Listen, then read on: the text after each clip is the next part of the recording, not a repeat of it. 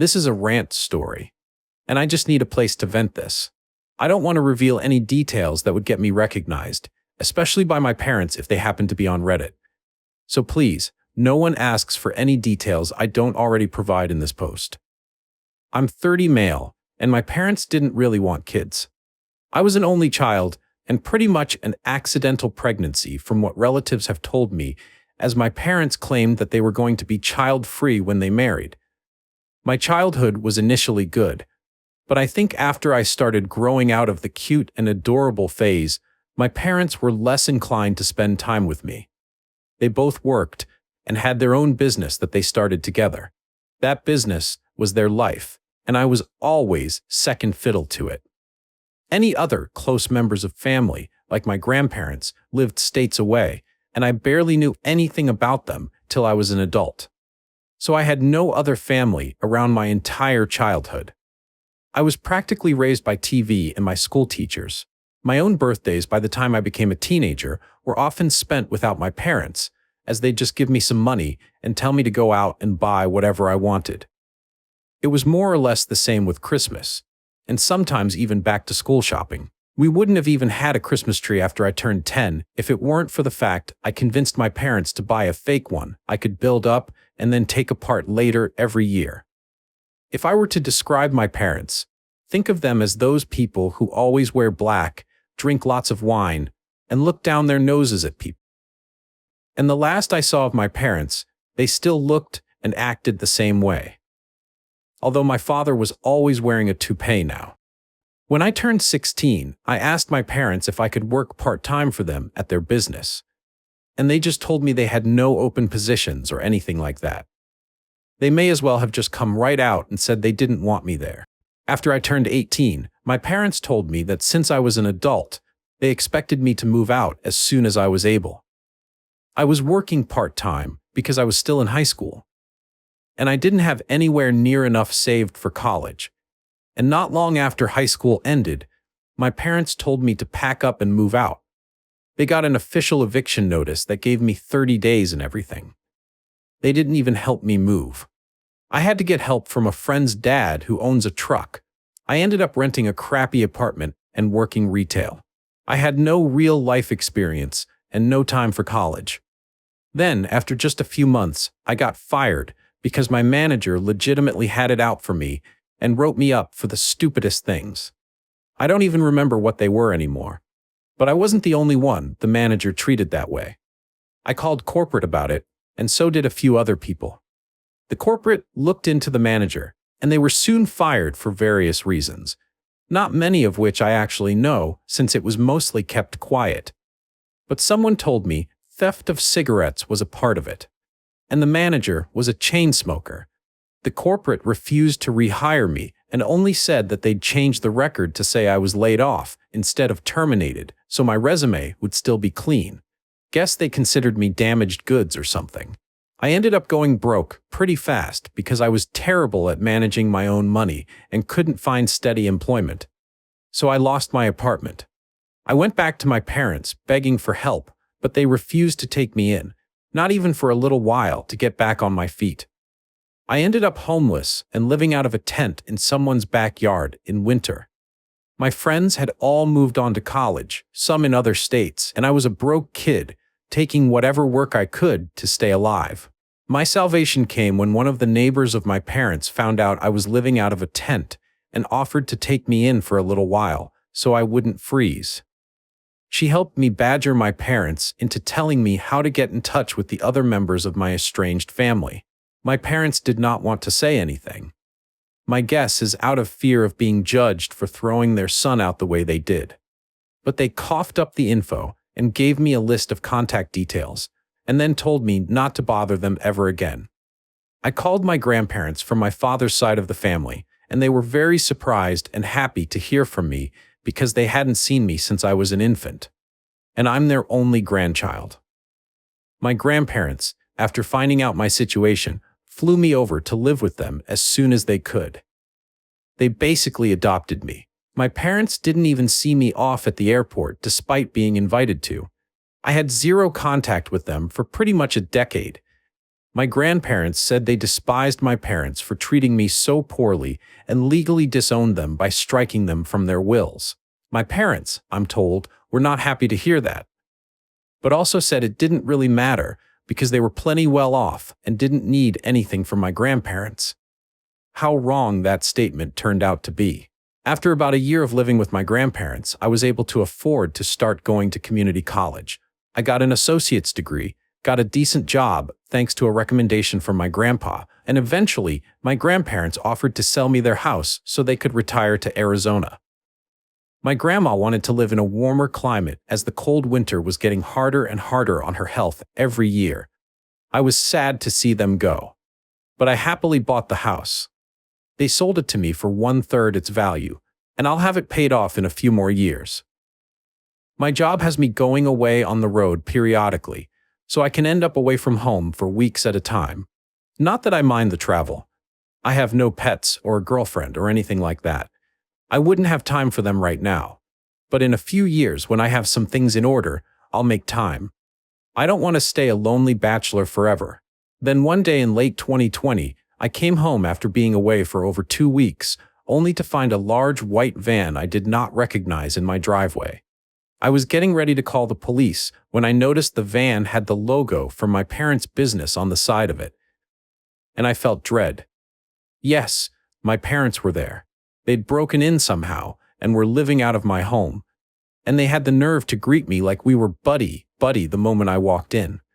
I told them to get the hell out, and they refused because it was Grandma and Grandpa's house. I said it wasn't their house anymore. They sold it to me when they retired. They'd have known that if they were in any way involved with my life. But they threw me to the wolves 10 years prior with no life experience. We argued, and they refused to leave. My father told me it was his parents' house first, and that meant he and my mother had the right to live there if they wanted. I walked right into my bedroom, locked the door, and called the police. When the cops showed up, they were of no help. My parents claimed to them that they had already been there long enough to have residency, which was a complete lie, but I had no cameras to prove they weren't there a month. My neighbors had no cameras either. So it was my word against my parents over how long they'd really been there, and they were claiming squatters' rights. They told police they had a verbal rental agreement with me and that I was trying to illegally evict them for no reason. My mother even put on the waterworks when saying that. The police told me it was a family dispute and to file eviction with the courts to get them out. And this was in 2020. Getting to court for anything took longer because of the pandemic.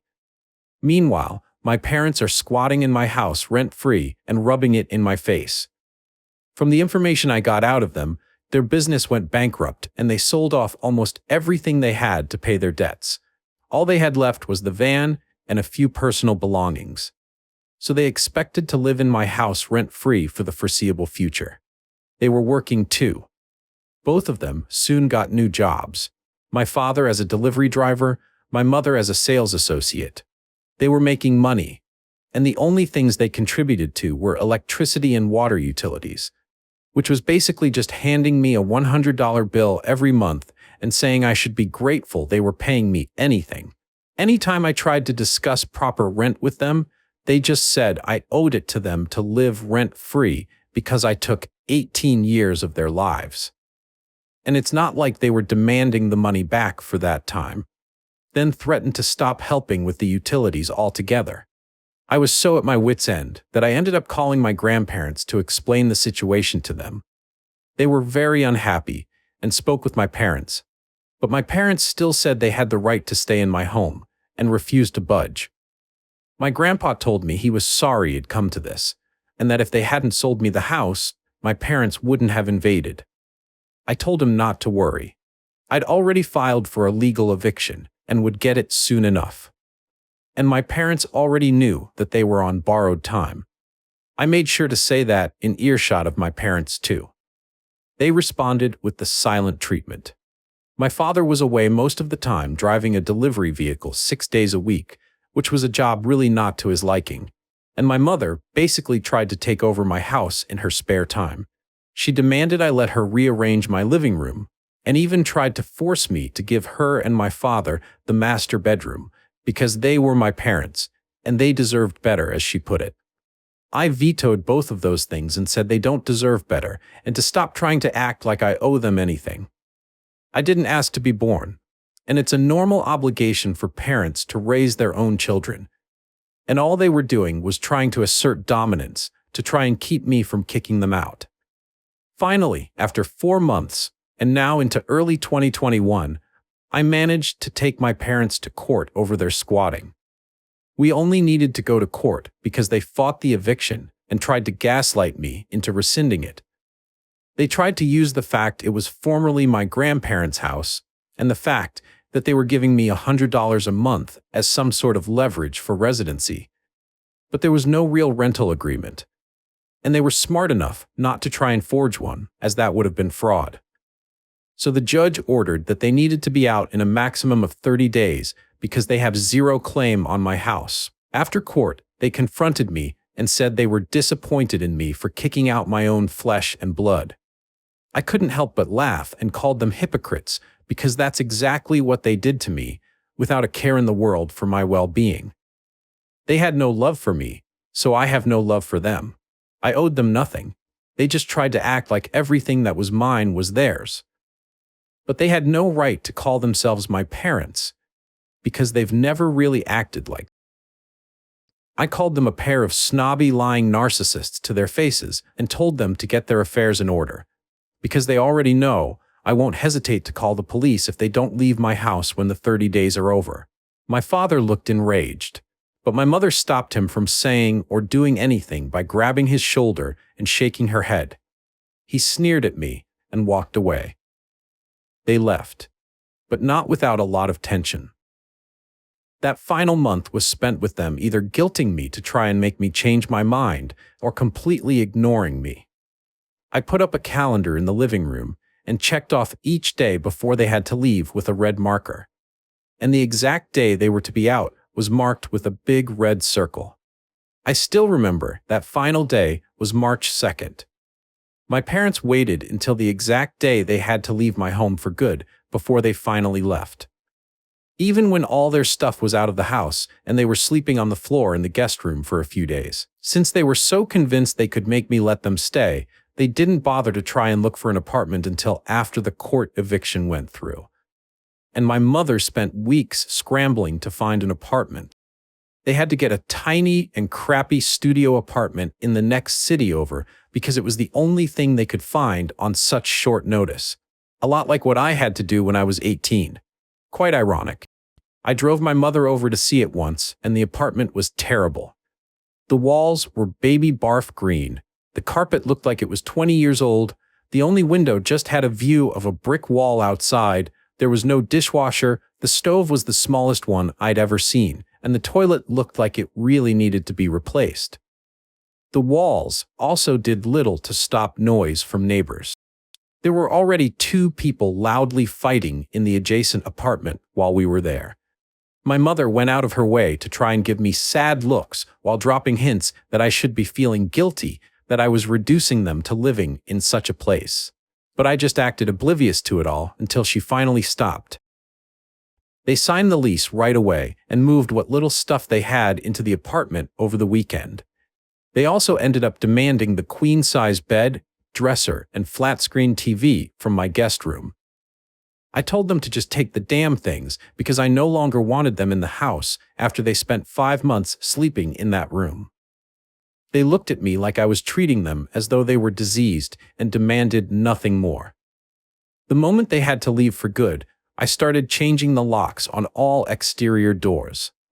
All their stuff was at the apartment, and they'd spent their last night in my guest room. They watched me start ripping the old lock off the front door as they were getting into the van. They said nothing. I said nothing. But they just sat and watched me for a while until I had the new doorknob on. Then they finally left. I breathed a massive sigh of relief the second that van went down the road. I figured karma had finally come for them, and they could live under a rock for all I cared. But nope, my grandparents heard from them recently. They'd called them to brag that they had a new business similar to their old one in the same state as I'm living in now, and they are basically on track to be right back to where they used to be in life prior to the pandemic, which was making good money and looking down on others. I've already Googled their new business, and it seems like it's doing well. They have many positive reviews and everything. I'm pretty friggin' resentful, truth be told. They put me through being homeless, squatted for free at my house for months, then went right back to being the snobby wine-drinking business people they used to be.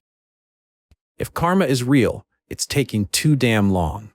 I would like to thank everyone for all the constructive advice, and many of the points that are being made on selling the house, I'm realizing have merit. I've asked my grandparents if it'd be a good idea if I moved closer to them. They told me that if I want to sell the house, then to go right ahead. My parents will have no clue where I am if I move away, so I'm heavily considering it now. I'm going to see if the company I work for can transfer me down south. I think I wouldn't mind the warmer climate anyway. I've hated winter since the time I had to live in a tent. I don't have many friends where I currently am as I'm kind of a loner, so it wouldn't be too hard to start over somewhere farther away. I'm attached to this house, but it's not like I grew up in it, so I will consider moving. Yes, I understand the need for more cameras, and we'll be looking into that. As for those wondering how my parents broke in and fooled the police, well, it's stupidly simple. My parents got in through a window I forgot to lock. They just pulled the screen off and opened it to get right in. Then they found my spare house keys I kept hanging on a hook near the kitchen and copied them. When claiming squatters' rights to police, as well as saying we had a prior verbal agreement, my parents presented working house keys to the cops and lied their little asses off saying I'd let them move in.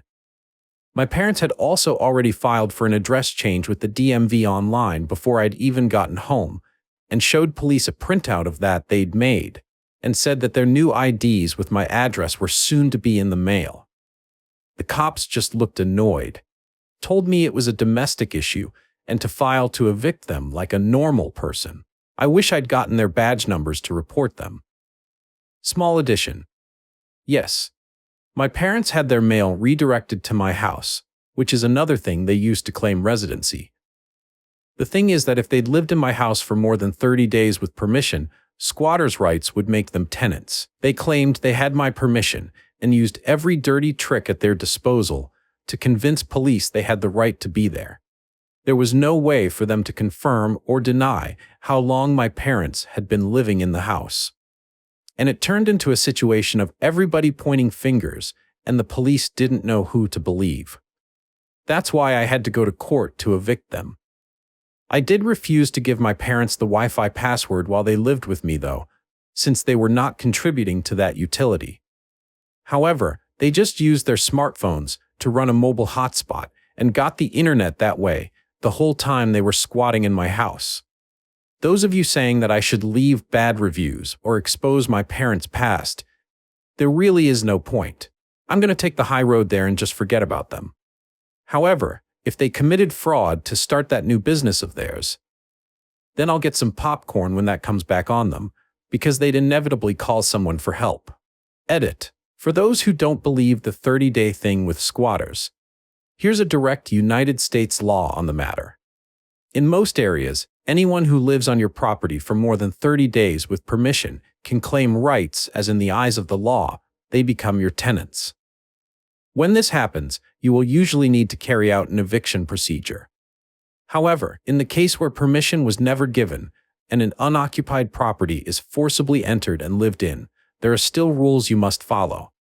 My parents falsified permission and lied about how long they'd been in my house.